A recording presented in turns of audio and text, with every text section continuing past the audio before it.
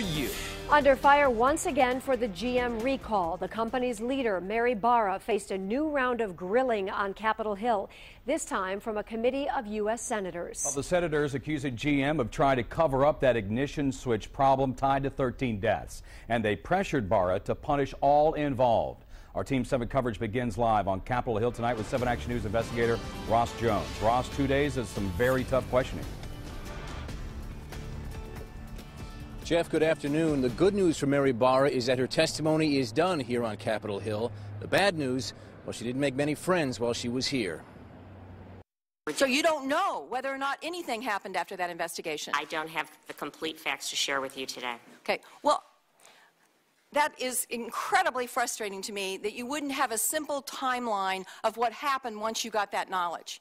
From the opening minute, it was an all-out blitz on Mary Barra, with senators from both parties delivering blistering indictments on the automobile industry, GM, and Barra herself.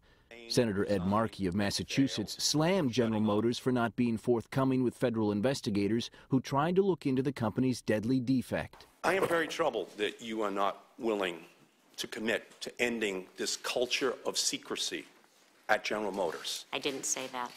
Yes, you have. Okay, and I know this, okay, because I have tried year after year for more than 10 years to have legislation passed that would require the disclosure of all of this information.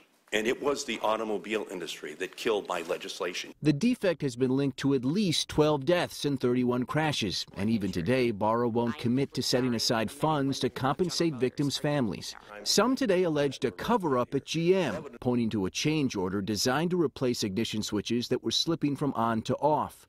A GM engineer approved the new part, but gave it the same name as the one it replaced. Senators said it was a clear attempt to hide that there was a flaw with the original switch, and were troubled to learn today that the engineer still works at GM. It is hard for me to imagine you would want him anywhere near engineering anything at General Motors under these circumstances.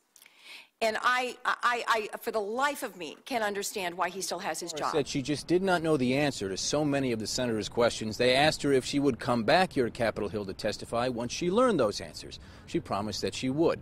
Now, coming up on 7 Action News at 6, we spoke with some victims' family members of those who were killed by a GM vehicle, to get their reaction to what Barra had to say today. That's coming up in our next hour. From Capitol Hill tonight, I'm Ross Jones, 7 Action News.